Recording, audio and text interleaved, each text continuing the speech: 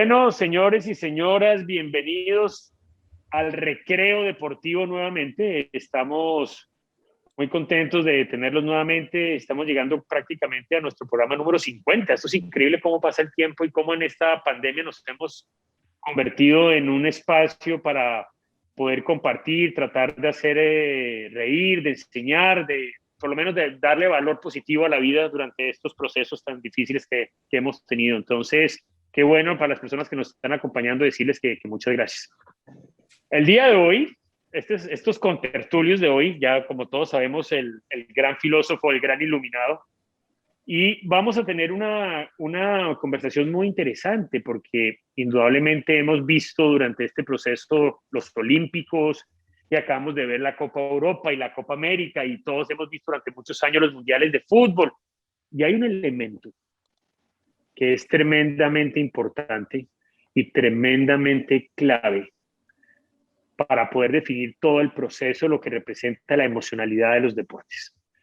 Y creo que todos en algún momento nos hemos sobreemocionado en un momento en que hemos visto a un equipo cantando a una persona el himno nacional de su país.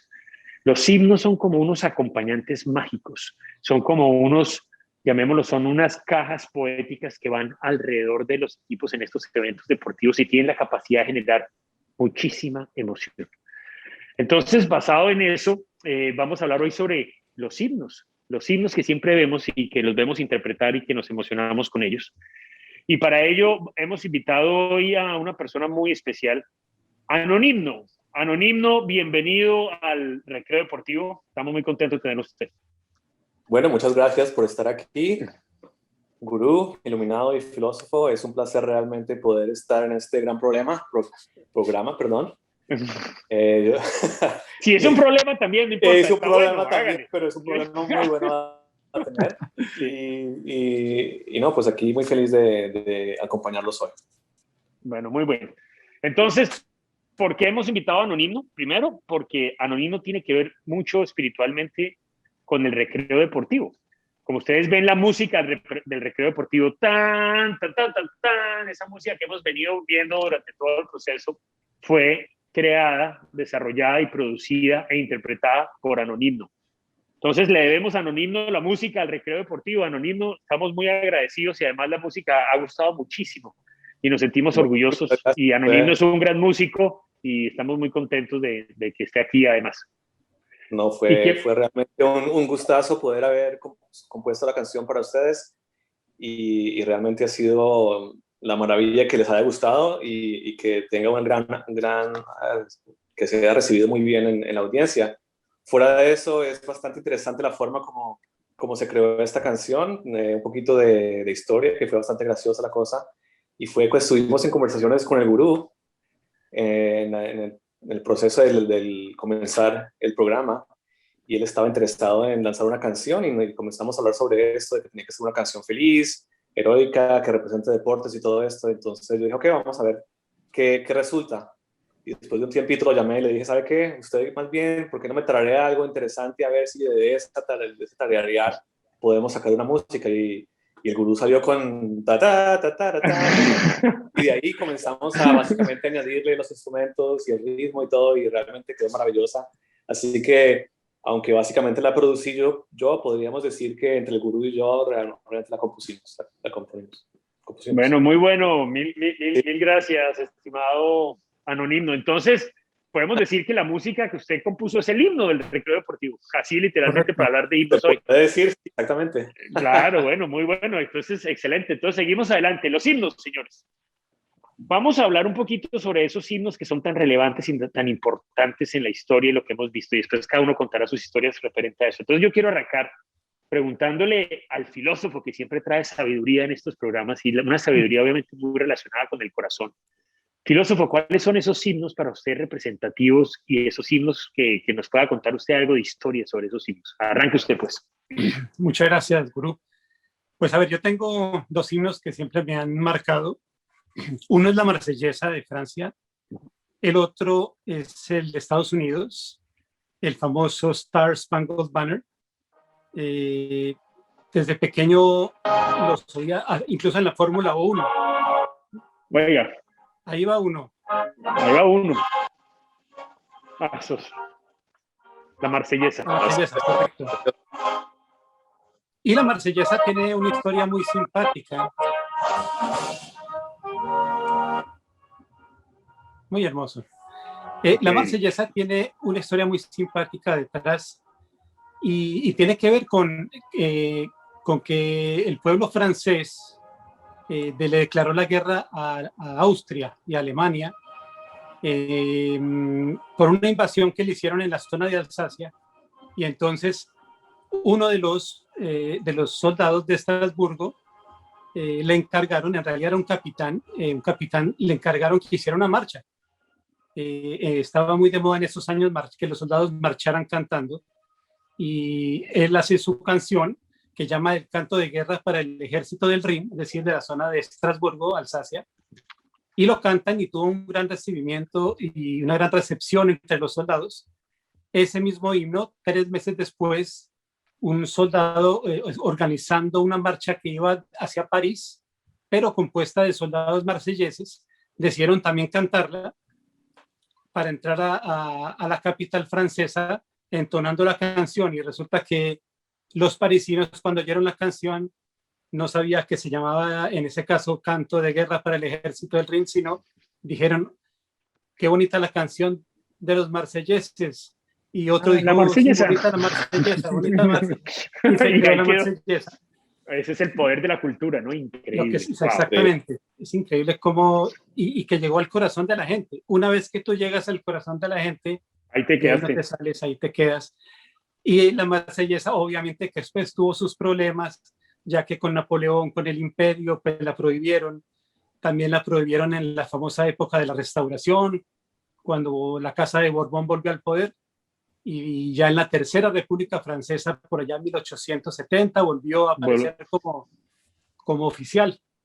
Pero fue todo más de 100 años que sí, que no, que prohibía, que aceptaba, hasta que finalmente ya en los años de la Segunda Guerra Mundial, cuando los alemanes invaden Francia, también la prohíben durante 5 años, hasta que por fin la Constitución del 58, ya después de la guerra, la deja como oficial el himno de Francia. Es una historia muy larga, muy bonita, muy simpática, muy pero bueno. que, como todos sabemos con la música, lo que llega al corazón ahí se queda.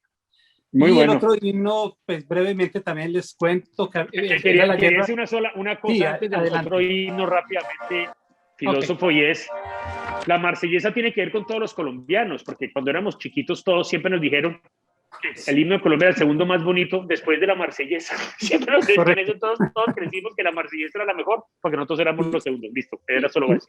Y muchos crecimos sin haberla oído, pero todos sabíamos que era la más bonita y que veníamos. Exacto. Es otra historia cultural. Somos los segundos. Y la otra historia es sobre la de Estados Unidos, también producto de una guerra, la guerra de 1812. Ahí está. Iluminado, puede soltar la canción. Maravilloso.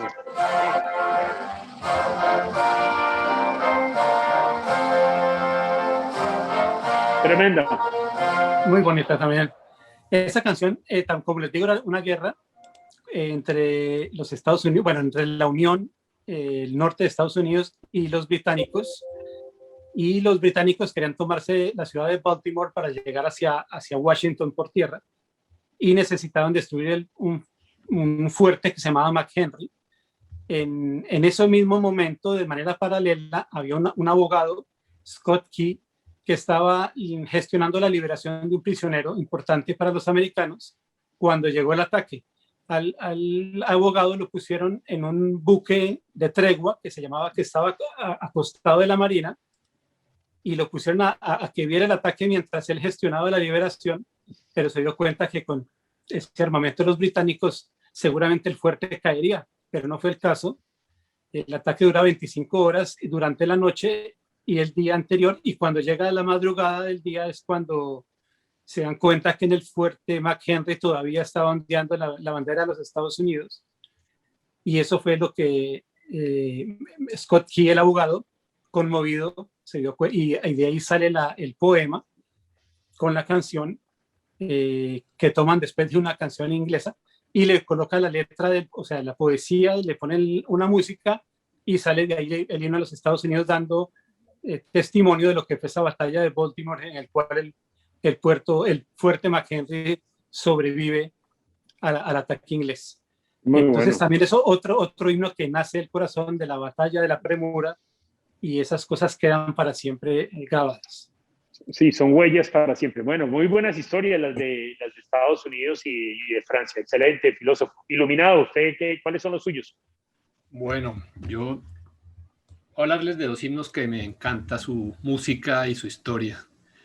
Realmente no ha sido fácil como hacer ese paralelo entre historia y el himno, y indudablemente los himnos están muy ligados a la historia y a la política de los países. Entonces me parece que hoy en día poder definir como himno de un país una determinada melodía y una determinada música creo que sería muy difícil, porque hoy en día pues nadie se pone de acuerdo en nada y todo el mundo se indigna por todo. Entonces creo que eso sería una labor titánica, tratar de establecer una melodía y una música como himno oficial de una república. Entonces yo, por ejemplo, les voy a hablar del himno de España, que fue creado, es uno de los más antiguos de Europa, y fue creado en el año 1761 por un oboísta de la Casa Real, de nombre Manuel Espinosa, cuando era rey de España, este caballero de acá, que es Carlos III. Y realmente inicialmente no fue el himno de España, sino que era una marcha que él utilizaba cuando asistía a eventos públicos, y se llama la Marcha Real Española, Marcha de Granadera o Marcha de Granaderos. Y digamos que finalmente, digamos que por el pueblo lo adoptó como su himno, a raíz pues de que siempre que aparecía el rey lo ponía como acompañante de sus actos oficiales. Entonces digamos que es un himno bastante antiguo, data de 1770, digamos que es más o menos 50 años antes de que Colombia se liberara de la corona española. Entonces digamos que ahí ese es el contexto histórico, ahí vemos que lo antiguo que es. Y digamos una particularidad que tiene ese himno es una que comparte solamente con otros dos himnos a nivel mundial, y es que no tiene una letra oficial, a pesar de que... Eso era lo que iba a decir. A mí España siempre me ha impresionado que nunca la cantan. Sí, a pesar de que, digamos, le han adaptado algunas letras, hay como unas 6 versiones de letras, pero oficialmente no la tiene. Inclusive, digamos que ese himno tampoco estuvo exento de épocas en las que no fue reconocido como himno, entre 1820 y 1823, en lo que se conoció como el Trienio Liberal, y también durante la época de la Segunda República Española, entre 1931 y 1939, tampoco fue reconocido como himno oficial, sino que había otro himno que se llamaba el himno riego. Bueno, había otro himno, adaptaron otro himno como el himno de la República Española, pero finalmente volvieron a él, y solamente fue hasta 1900... ¿qué? Es decir, el decreto... bueno, y después esto fue ya más adelante en el reinado de la reina Isabel II, fue que se transformó, digamos, en el himno oficial. Aquí fue cuando ya, digamos, que Carlos III tenía como su marcha de acompañamiento a sus eventos, y ya en 1833 la reina Isabel lo definió como el himno oficial. Entonces... pero muy interesante. Yo les decía que había 3 himnos que no tenían letra, que es el de Bosnia y Herzegovina y el de San Marino, y pues ahorita acabamos de darnos cuenta que el nuestro tampoco tiene letra. Tendríamos que pensar si el del Recreo Deportivo también podríamos adaptar una letra. Entonces digamos que esos son lo que tenía sobre el himno. O sea que hay 4 himnos, Entonces el himno de Italia. O sea, los que no tienen letra iluminados son entonces Bosnia, España, el himno de España, el himno de Bosnia, el himno de San Marino y el himno del Recreo Deportivo. Serían los 4 himnos que no tienen letra. Bueno, hay que pensar eso. Ahí verán. Son los más famosos de todas formas.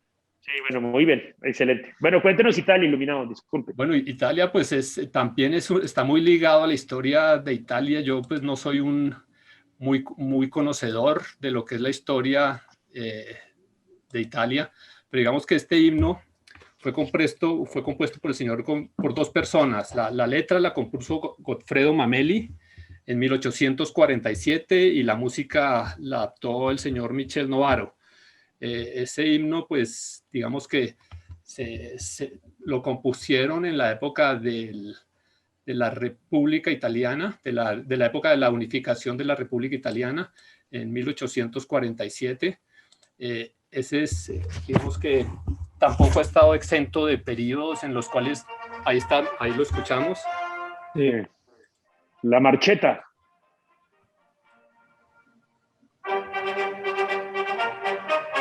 Claro, este acaba de salir campeón de la Eurocopa, este himno. Sí. Y ganaron los 100 metros de los Olímpicos. Sí, y ganaron los 100 metros de los Olímpicos. Este himno se lo ganó. Me imagino que una particularidad de este himno. Sí, adelante.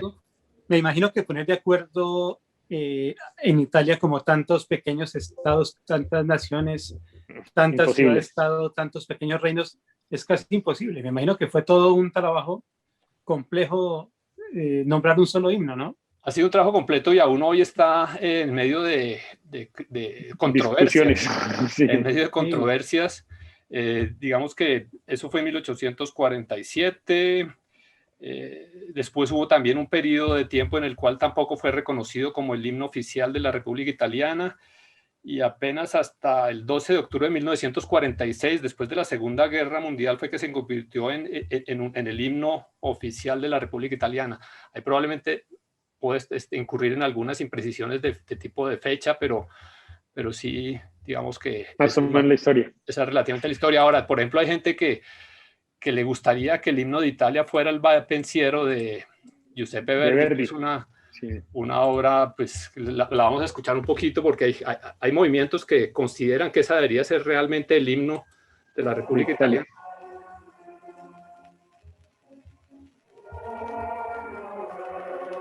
Uy, tremendo, ¿no? De pronto nuestro invitado reconoce como músico. Es que tener música famosa, sí, realmente sí, mundialmente conocida.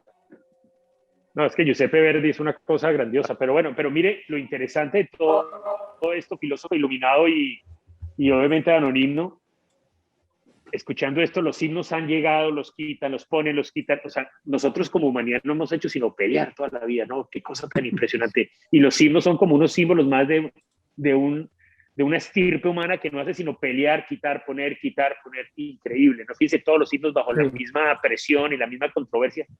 Somos así. La raza humana ha sido así toda la vida. Increíble. Iluminado, ¿algo más de Italia o seguimos adelante? No, sigamos adelante. Bueno, muchas gracias, Iluminado. Muy buenas las historias de España y de Italia. Ahora entonces movámonos con nuestro invitado, Anonimno. Cuéntenos, ¿qué himno usted, que me imagino, yo supongo, como usted estudió en alemán toda su vida y su colegio, entonces supongo yo que por ahí habrá algo. Cuéntame. Bueno, pues venga, les cuento sobre el himno de Alemania un poco. Interesantemente, el himno alemán tampoco se salvó de controversias, peleas y dificultades. El himno de hoy, el himno actual, comienza con las palabras Einigkeit und Recht und Freiheit für das deutsche Vaterland, lo cual traduce al español unidad y justicia y libertad para la patria alemana. Y esta letra es realmente así como comienza la tercera estrofa de la letra original del himno alemán. Esta fue compuesta por un lingüista y poeta alemán en el año, déjeme ver, en el 1841. Y él se llamaba August Heinrich Hoffmann. Y chistosamente, similar con el himno de Francia, durante esa época había muchas peleas contra los franceses, el territorio francés de la parte occidental de Alemania. Fuera de eso, Alemania en esa época también consistía de muchos reinos, muchas ciudades, muchas municipalidades, las cuales tenían diferentes leyes y diferentes, digamos, impuestos y reglas, y era muy difícil, por ejemplo, viajar desde, digamos, la parte oriental de Alemania hasta Francia, porque tenían que pasar por muchísimos países, pagar aduanas, etcétera, etcétera. Entonces hubo un movimiento de unidad alemana, y este poema de este señor August Heinrich Hoffmann hablaba sobre la unidad de Alemania, y una de las estrofas decía, en esa época, Deutschland, Deutschland über alles in der Welt. Y eso traduce a Alemania por encima de todo, lo cual, obviamente, como ustedes saben, los nazis se apoderaron de ese concepto. Se apoderaron de ese lema, digamos. Lo cumplían al pie de la letra, ¿no? Y lo reinterpretaron. Entonces, un anhelo de unificación interna de ese país que se había básicamente balcanizado después de la época del imperio romano-alemán, que eran muchas ciudades, como les he dicho. Ese anhelo de unión que decía Deutschland, Deutschland über alles, o sea, la creación de Deutschland, ¿no? El territorio de los teutónicos, Deutsch es teutón. Resultó que en el año de los nazis, pues fue básicamente algo que se reinterpretó como para decir, vamos a expandir Alemania a todo el mundo, y todo lo que es alemán es lo mejor de lo que es. Entonces, obviamente, después entraron controversias también, y esa estrofa básicamente se prohibió, digamos, y por eso es que hoy en día el lema de Einigkeit, unión y Recht, y es el comienzo. Es el comienzo, y es la única estrofa oficial del himno actual de hoy. La música, rápidamente les cuento, esa la compuso Joseph Haydn, que es uno de los más importantes compositores alemanes, y él la compuso con intención de hacerle un homenaje al emperador de la época, 1797. Muy bueno, Haydn, bueno, potente. Sí. Bueno, excelente, muy buena historia. Yo quiero rápidamente, les voy a contar de los que yo creo, pero antes, hablando de poesía y de himno, les quiero mostrar el atardecer que hay en este momento. Miren esto, estamos aquí en Nueva York, miren esta luz, el atardecer. ¿Sí ven algo o no ven nada? Sí, está muy lindísimo, ¿no? Bueno, exactamente. Bueno, hablemos un poquito, era como para traer algo de poesía, hablando de himno, porque himno es una composición poética, esa es su definición.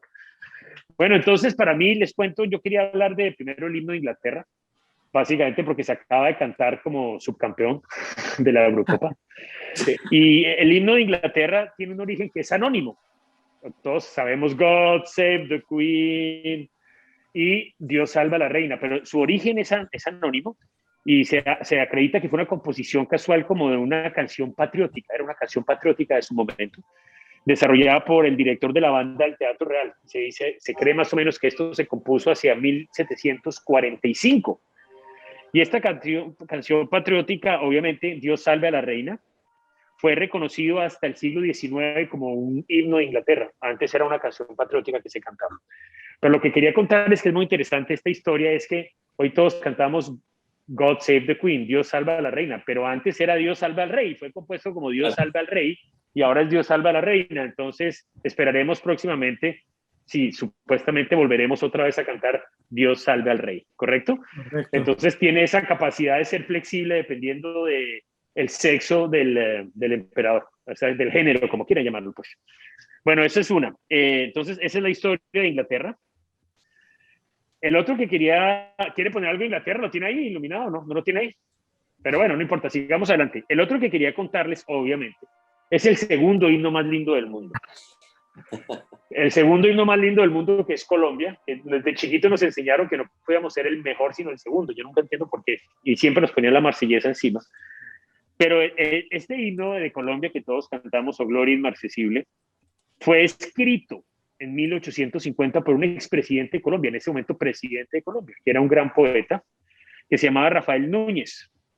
Y Rafael Núñez solo escribió la letra como una oda para la celebración de la independencia de su ciudad natal, que era Cartagena. Eso fue escrito para Cartagena de Indias. Y siendo escrito para Cartagena de Indias en 1850, ahí se quedó. Y resulta que años después, un italiano que se llamaba Orestes Indici fue el que cogió ese poema que había escrito Rafael Núñez y lo musicalizó. Y ahí vino la música del himno que conocemos hoy. y la música le encantó al presidente Rafael Núñez.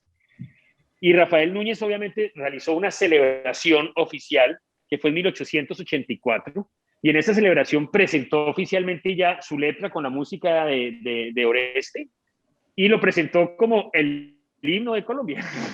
Oficialmente lo puso en sociedad. Obviamente, como toda la política gustó, ahí se quedó, él ya dejó de ser presidente, y realmente se quedó como una canción también medio patriótica a vueltas, hasta que en 1920 otro presidente, que se llamaba Marco Fidel Suárez, toma ya la composición completa del himno de Colombia entre la letra de Rafael Núñez y la música de Oreste Sindici, y decreta una ley ya oficial, donde lo convierte en el himno de Colombia desde 1920. Eso se le debe a Marco Fidel Suárez. Y tuvo la valentía de tomar algo de otro, porque los políticos tienden solamente a tomar lo de ellos, lo de los de esa historia. Entonces, bueno.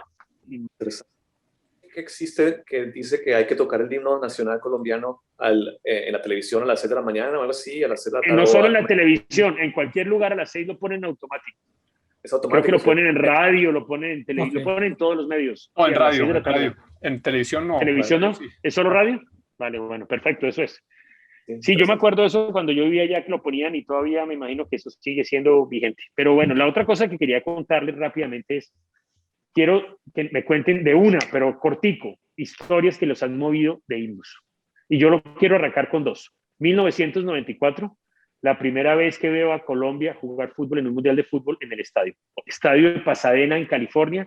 Entro a ver Colombia contra Rumania. Del partido no hablemos porque fue un desastre, pero en el momento en que sale la selección Colombia y comienza el himno de Colombia, y yo en ese estadio, señores, ese día no pude controlar las lágrimas de mis ojos. Fue una cosa demasiado grande y fue un momento que nunca podré olvidar. Y el segundo, sorpresivamente, el pasado Mundial de Rusia, cuando la selección panameña canta a los jugadores el himno de Panamá, que se cantaba por primera vez en la historia, porque fue la primera vez que jugaba Panamá, y los jugadores empiezan a llorar cantando el himno y se les quiebra la voz.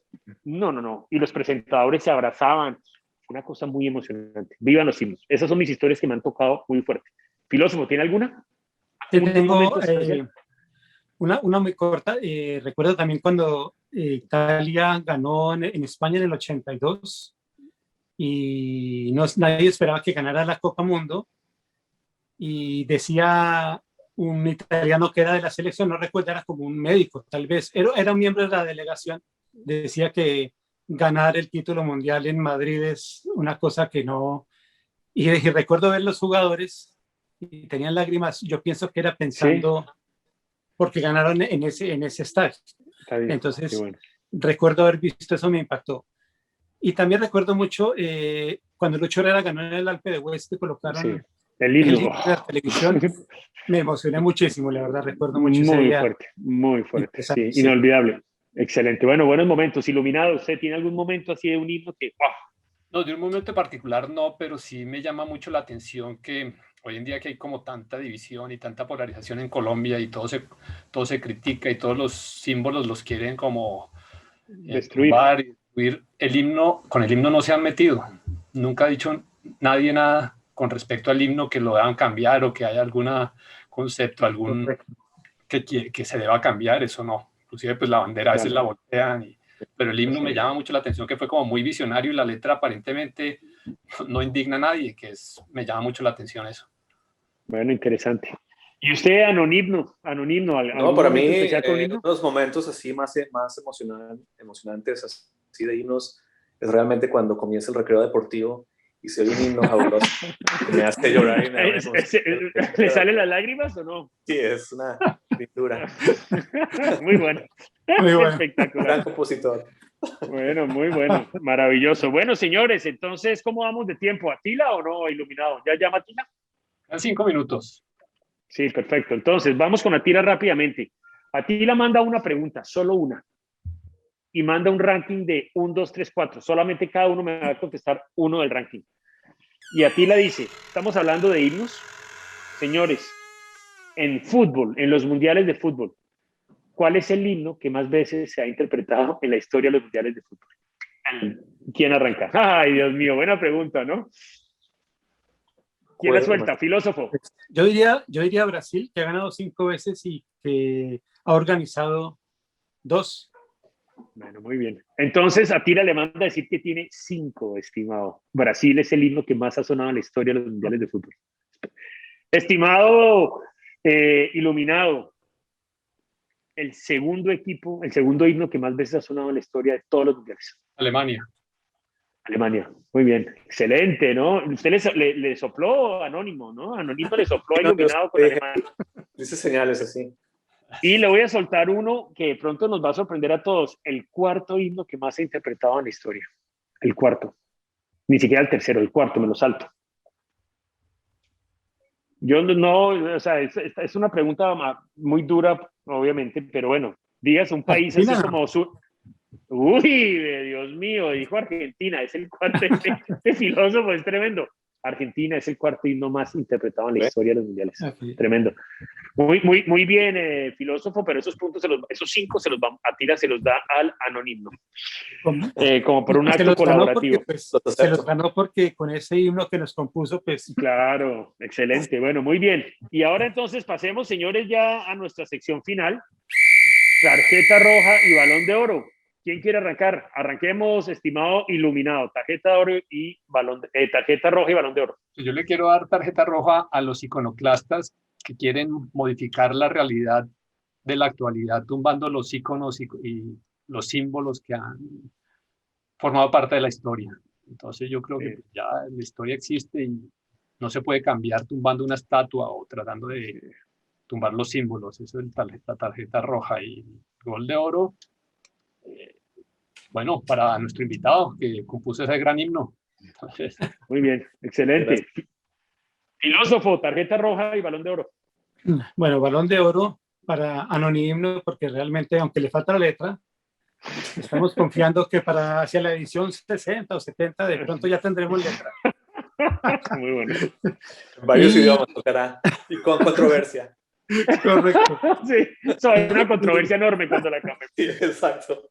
Sí, y yo el gol de oro se lo doy realmente, sí, los himnos yo creo que representan, o sea, el corazón del pueblo en su máxima expresión. Yo creo que dejarlos quietos son lo que nos representan como seres humanos, así que gol de oro para los himnos. Muy bien, excelente. Estimado Anónimo, tarjeta roja y balón de oro.